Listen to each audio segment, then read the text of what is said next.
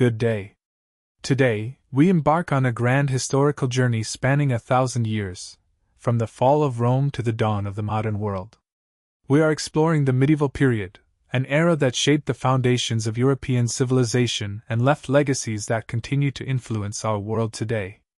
When we think of the Middle Ages, our minds often conjure images of knights in shining armor, majestic castles perched on hilltops, grand cathedrals with soaring spires, and peasants toiling in vast fields. These images capture important elements of medieval reality. But the medieval period was far more complex, dynamic, and transformative than popular imagination suggests. The medieval period lasted approximately 1,000 years, from around 500 CE to 1500 CE. During this vast stretch of time, European civilization underwent profound transformations. It weathered the collapse of the Roman Empire. It adopted Christianity as its unifying faith. It developed the feudal system that would organize society for centuries. It witnessed the rise and fall of empires, the clash of religions, the flowering of art and architecture, and the gradual development of technologies that would eventually lead to the modern age. Over the next 40 minutes, we will trace the great arc of medieval European history. We will explore how civilization emerged from the ashes of Rome. We will examine the feudal system that bound society together. We will encounter the great figures who shaped this era, from Charlemagne to William the Conqueror to Richard the Lionheart. We will witness the spiritual and intellectual ferment within the Church. We will see how technological innovation gradually transformed economy and society. And we will examine how the medieval world eventually gave way to the Renaissance and the modern era. Let us begin at the very beginning, at the moment when the Roman Empire fell. In 476 CE, the Western Roman Empire came to an end. This date marks the deposition of Romulus Augustulus, the last emperor of the West. Germanic invaders, who had been pressing at Rome's borders for centuries, finally overwhelmed the weakened imperial military. The great power that had dominated the Mediterranean and Europe for nearly 500 years simply ceased to exist in the West. What followed was not an apocalyptic catastrophe, but rather a gradual transformation. The collapse of Roman authority created a power vacuum. Without Roman legions to maintain order and enforce law, local strongmen began to consolidate power. Germanic kingdoms emerged across what had once been Roman territory. The Franks conquered what is now France. The Visigoths ruled Spain. The Ostrogoths dominated Italy. Various Anglo-Saxon kingdoms emerged in Britain. The centuries immediately following Rome's fall, roughly 500 to 1000 CE, are often called the Dark Ages. This term, however, is somewhat misleading. It suggests a time of unrelenting darkness, ignorance, and stagnation. While it is true that this was a period of significant social and economic disruption, it was not entirely dark or lacking in achievement. During this early medieval period, one institution maintained continuity with the Roman past: the Christian Church. The Pope, the Bishop of Rome, claimed authority over all Christians.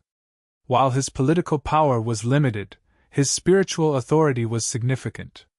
The Church preserved knowledge from the classical world.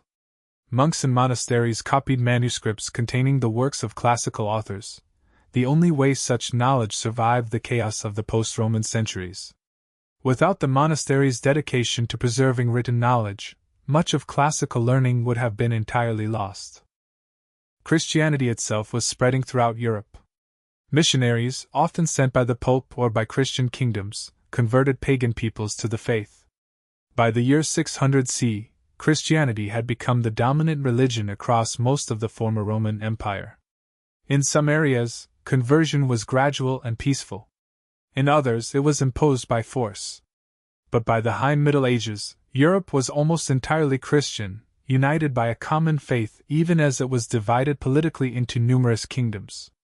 The most significant figure of the early medieval period was Charlemagne, king of the Franks. Born around 747 CE, Charlemagne inherited the Frankish kingdom from his father. Through decades of military conquest and consolidation, he expanded Frankish power to encompass much of Western Europe. He conquered the Germanic peoples to the east. He defeated the Lombards in Italy. He conquered territories in Spain from Muslim rulers. By 800 CE, Charlemagne ruled an empire that stretched from the Atlantic Ocean to the Mediterranean and beyond. On Christmas Day 800 CE, in an event of great historical significance, the Pope crowned Charlemagne Emperor of the Romans. This coronation symbolized the re-establishment of imperial authority in the West, an authority that had ceased with the fall of Rome 3 centuries earlier. Charlemagne's empire came to be known as the Carolingian Empire, named for his family line. But Charlemagne was more than a military conqueror. He was also a patron of learning and culture. He gathered the greatest scholars of the age to his court at Aachen. He established schools and supported the copying of manuscripts. He reformed the church and attempted to standardize religious practice. His reign is often called the Carolingian Renaissance because of this flourishing of learning and culture. However, Charlemagne's empire did not survive long after his death in 814 CE. His descendants proved less capable than he had been. They quarreled with each other over their inheritance. The empire gradually fragmented. By 843 CE, the Treaty of Verdun formally divided the Carolingian Empire among Charlemagne's grandsons, creating 3 separate kingdoms. From these fragmented kingdoms emerged the foundations of modern France, Germany, and Italy. As the authority of centralized kingdoms weakened, a new system of social and political organization emerged: feudalism. Feudalism was not invented at a particular moment. Rather, it developed gradually over centuries as a practical response to the need for security and order in a decentralized world. Under feudalism, a hierarchy of relationships bound people together.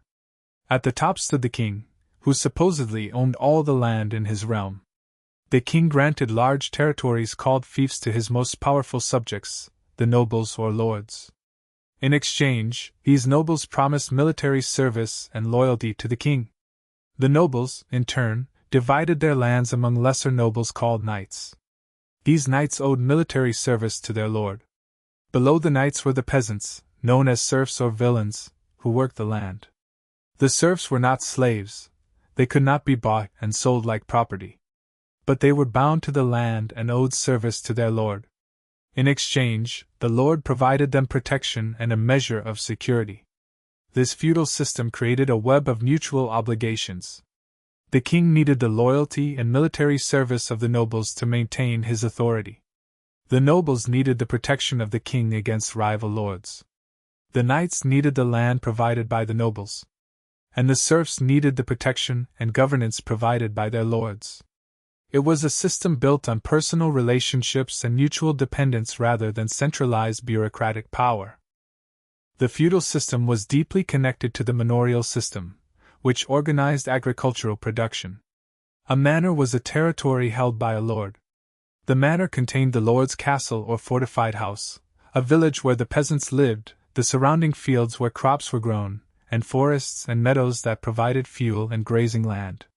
The peasants worked the fields, giving a portion of their harvest to the lord in exchange for protection and use of the land. By the 9th century, agriculture had become the foundation of the medieval economy. Unlike the Roman economy, which had been based on urban centers and trade, the medieval economy was primarily rural and agricultural. The vast majority of people, perhaps 90%, lived on the land and engaged in farming. But agriculture in the early medieval period was not very productive. Roman agricultural techniques had been largely abandoned. Yields were low. The heavy soils of northern Europe required strong plows to turn them over effectively. Oxen, the primary draft animals, were slow and required extensive feeding. Famine was common, and crop failures could lead to mass starvation. However, beginning around 1000 CE, several crucial agricultural innovations transformed medieval life. The adoption of the heavy plow, which could effectively turn over the clay soils of northern Europe, increased agricultural productivity dramatically. The horse collar, a piece of equipment that allowed horses to pull plows more efficiently than oxen, further increased productivity. Horses were faster than oxen and could work longer hours. Another crucial innovation was the three-field crop rotation system. Instead of rotating between a planted field and a fallow field, as had been done in Roman times, medieval farmers began to rotate crops among 3 fields. One field would be planted with a winter crop such as wheat. Another would be planted with a spring crop such as barley or oats. The third would be left fallow. This system allowed more land to be farmed productively. A surplus of food began to accumulate. Water mills and windmills were also developed during this period. These machines used mechanical power to grind grain and perform other tasks, reducing reliance on human labor. The combination of these innovations, the heavy plow, the horse collar, the 3-field system, and mechanical mills, created an agricultural revolution. The consequences were profound. With more food available, populations began to grow. The European population, which had declined dramatically from the fall of Rome through the 10th century, began to increase. This population growth continued almost uninterrupted until the 14th century. More people meant more workers available for non-agricultural labor. Craftsmen and merchants emerged. Towns and cities began to grow. Trade networks expanded. This period of agricultural innovation and economic growth, beginning around 1000 CE, marks the transition from the early Middle Ages to the High Middle Ages. The High Middle Ages, roughly from 1000 to 1250 CE, was a period of remarkable vitality, creativity, and achievement. During the High Middle Ages, great kingdoms emerged and stabilized. The Kingdom of England was established following the Norman conquest of 1066. William the Conqueror, a Norman duke, invaded England and defeated the Saxon king Harold at the Battle of Hastings. William then established himself as King of England, creating a powerful kingdom that would become one of medieval Europe's great powers. In France, the Capetian dynasty, which had ruled a small area around Paris, gradually expanded its power. Over centuries, the French kings conquered territory from rebellious nobles and transformed France into a powerful centralized kingdom. By the 13th century, France had become the dominant power in Western Europe. In the Holy Roman Empire, the politically fragmented collection of German-speaking territories and Italian lands, political power remained dispersed among numerous princes and bishops. The Holy Roman Emperor held the title and the prestige, but limited actual power.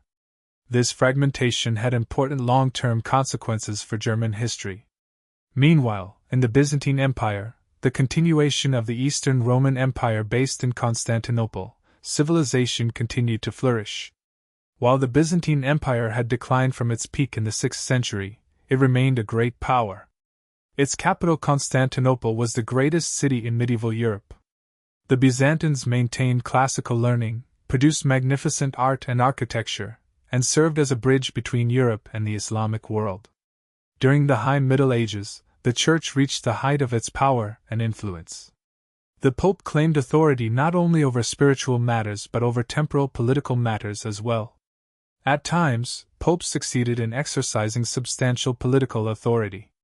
Pope Gregory VII famously forced the German emperor to kneel in the snow at Canossa in 1077 in a dispute over who had the right to appoint bishops, a struggle known as the investiture controversy. The Church constructed magnificent cathedrals that dominated medieval cities. The Gothic style, which emerged in the 12th century, produced soaring vertical lines, pointed arches, ribbed vaults, and flying buttresses that allowed walls to rise to extraordinary heights. The great Gothic cathedrals, Notre Dame de Paris, Chartres, Reims, were built over decades and centuries, representing the collective effort and faith of generations. The Church also established monasteries and convents throughout Europe. Monks and nuns lived lives of prayer and contemplation, but they also engaged in practical work. They copied manuscripts, preserving classical learning. They farmed their lands and developed new agricultural techniques. They cared for the sick in monastic hospitals. They taught in monastic schools. Universities emerged during the High Middle Ages, initially as schools attached to cathedrals or monasteries. By the 12th century, the first independent universities were established in cities like Bologna, Oxford, and Paris. These universities attracted scholars from across Europe. They taught the 7 liberal arts: grammar, rhetoric, logic, arithmetic, geometry, music, and astronomy, and specialized in theology, law, and medicine. The universities became centers of intellectual life and contributed to the flowering of learning during the medieval period. This flourishing of learning and culture during the 12th century is sometimes called the 12th century Renaissance. Scholars rediscovered classical texts that had been lost or forgotten. Arab scholars, who had preserved much classical learning, had made their own contributions to philosophy, mathematics, and science. As contacts between Europe and the Islamic world increased, partly through trade, partly through the Crusades, this knowledge began to flow back into Europe. The works of Aristotle, long lost in Europe, were rediscovered. Arabic numerals and mathematical techniques were adopted. This new knowledge would eventually transform European thought. The Crusades, which began in 1096, were a defining feature of the High Middle Ages. Launched by Pope Urban II to reclaim the Holy Land from Muslim control, the Crusades brought hundreds of thousands of Europeans to the eastern Mediterranean. While primarily military expeditions, the Crusades also served as a conduit for cultural and technological exchange. Crusaders returned to Europe with new knowledge, new techniques, and new perspectives on the world beyond Europe. The later High Middle Ages, from about 1200 to 1250, saw the height of medieval achievement in many realms. Great cathedrals were being constructed. Universities were flourishing. Literature and art were reaching new heights of sophistication. The feudal system had evolved into a complex network of relationships and obligations that, despite its many flaws and injustices, provided a framework of social order. However, by the later 13th century, signs of stress appeared in this medieval order. The papacy, which had seemed to dominate European politics in the 12th century, began to lose power and authority. Political conflicts between popes and secular rulers weakened papal prestige. The relative weakness of the papacy during the late 13th and 14th centuries, a period sometimes called the crisis of the Church, contributed to the eventual split between Eastern and Western Christianity, and eventually to the Protestant Reformation. The late Middle Ages, roughly from 1300 to 1500, was a period of crisis and transition. The great catastrophe of this era was the Black Death, the bubonic plague that swept across Europe from 1347 to 1353. As discussed in our earlier documentary, the plague killed perhaps half of Europe's population. The social, economic, and psychological consequences were enormous. The death toll was so great that labor became scarce and valuable. Peasants, whose labor was now desperately needed, could demand higher wages and better treatment. The rigid feudal system, already under pressure from economic and social changes, was further weakened. Over the course of the 15th and 16th centuries, feudalism gradually disappeared in Western Europe, replaced by new forms of social and economic organization. The late Middle Ages also saw the 100 Years' War between England and France, lasting from 1337 to 1453. This prolonged conflict devastated parts of France and drained the resources of both kingdoms. The war saw the rise of new military technology, the longbow in English hands, gunpowder weapons that increasingly rendered medieval castles and knight-based warfare obsolete. The war eventually ended with French victory, but both kingdoms emerged weakened. During the late Middle Ages, political power became increasingly centralized in strong monarchies. The feudal networks of obligations broke down. Kings established bureaucracies to administer their territories. They maintained standing armies rather than relying on the feudal obligation of nobles to provide military service. National identities began to form. People began to identify themselves as English or French or Spanish rather than as subjects of a particular local lord. In Spain, the Christian kingdoms gradually reconquered territory from Muslim rulers in a process called the Reconquista. By 1492, the last Muslim kingdom of Granada had fallen. Spain was unified under Christian rule. In Italy and the Mediterranean, a flourishing of culture and learning was underway that would become the Renaissance. The city-state of Florence, ruled by the wealthy Medici family, became a center of artistic and intellectual innovation. Artists and scholars looked back to classical antiquity for inspiration. They began to develop new artistic techniques based on perspective and anatomy. The ideas that emerged in Florence during the 15th century would eventually transform European culture. Constantinople, the great Byzantine capital that had survived for over 1,000 years, finally fell to the Ottoman Turks in 1453. This event marked the symbolic end of the medieval period. The Byzantine Empire, the last remnant of Rome, was gone. The Ottoman Empire, a rising Islamic power, controlled the eastern Mediterranean. These various changes, the weakening of feudalism, the rise of centralized monarchies, the development of new military technologies, the fall of Constantinople, the flowering of the Renaissance in Italy, marked the transition from the medieval to the early modern world. What legacy did the medieval period leave to the modern world? The answer is, a great deal. First, medieval Europe established Christianity as the dominant religion and culture of Europe. Christianity provided a common framework of values and beliefs that bound diverse peoples together. The Church developed institutions, theology, and practices that continue in Christianity today. European culture became fundamentally Christian in ways that persist to this day. Second, feudalism, while it eventually disappeared, established patterns of political relationship and obligation that influenced later political thinking.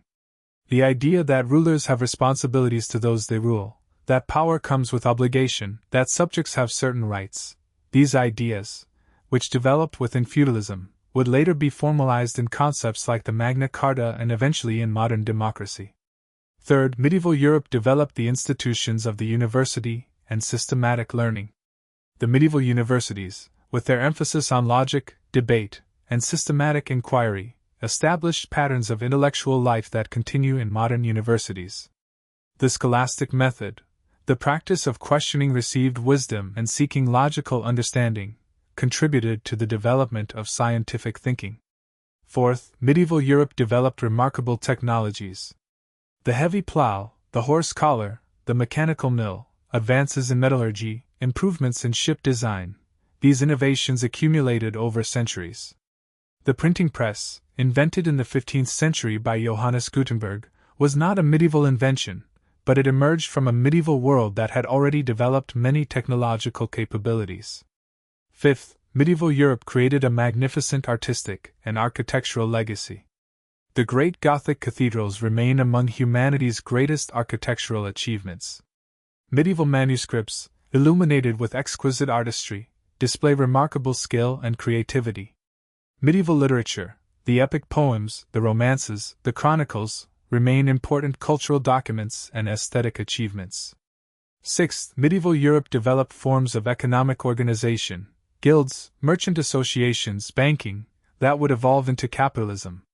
The entrepreneurial spirit, the investment of capital in commerce, the development of credit systems, all emerged within the medieval economy. Finally, medieval Europe established the cultural and political foundations of Europe as a region. The divisions between East and West, the conflicts between Christianity and Islam, the development of distinct national kingdoms, the emphasis on individual achievement and heroic virtue, these and many other patterns established during the medieval period continue to shape Europe and the world to this day. The medieval period is often portrayed in popular culture as a time of ignorance and darkness, dominated by superstition, violence, and oppression. While medieval life certainly had harsh aspects, there was violence, poverty, disease, and illiteracy for most of the population. This characterization fails to capture the complexity of medieval civilization. Medieval people were not less intelligent than modern people. They asked profound questions about the nature of God, the meaning of justice, the organization of society. They created magnificent works of art and architecture. They developed technologies that transformed their world. They engaged in sophisticated theological and philosophical debate. They composed poetry of remarkable beauty. Medieval society, while hierarchical and accepting of inequality, also contained values of honor, duty, and mutual obligation. The feudal system, despite its injustices, at least theoretically bound rulers to their subjects through ties of reciprocal obligation. A king had duties to his subjects, just as subjects had duties to their king. The medieval period was not a static era of unchanging tradition. It was a dynamic period of change, innovation, and creativity. Agriculture was transformed through technical innovation. Cities grew and flourished. Trade networks expanded. New technologies were adopted. Learning was preserved and advanced. Political institutions evolved. In conclusion, the medieval period lasted 1,000 years and fundamentally shaped European civilization. It emerged from the wreckage of Rome and established the foundations on which modern Europe would be built. It witnessed tremendous achievements in art, architecture, theology, and learning. It developed technologies that would have profound consequences. It gradually evolved from a feudal world organized by personal relationships toward a world of centralized monarchies and nation-states. The medieval period did not create the modern world by itself. The Renaissance brought new intellectual and artistic movements. The Protestant Reformation shattered religious unity. The Age of Exploration connected Europe to the wider world. The Scientific Revolution transformed understanding of nature. But all of these developments built on foundations laid during the medieval period. Today, as we examine medieval history, we should recognize that we are examining the foundations of our own civilization. The values we hold, the institutions we inhabit, the technologies we use, the culture we create, all have roots reaching back to the medieval world. Understanding the Middle Ages helps us understand ourselves. The medieval period came to an end around 1500 CE, but its legacy persists. In the great cathedrals that still stand in European cities, in the universities that still teach using methods developed in medieval times, in the nations that trace their origins to medieval kingdoms, in the laws and institutions that evolved from medieval foundations, in the art and literature that still speaks to us across 500 years. The 1,000 years of the medieval period were not a dark age or a time of stagnation. They were the crucible in which European civilization was formed. They were a period of achievement, innovation, and transformation. They were the bridge between the ancient world of Rome and the modern world we inhabit today.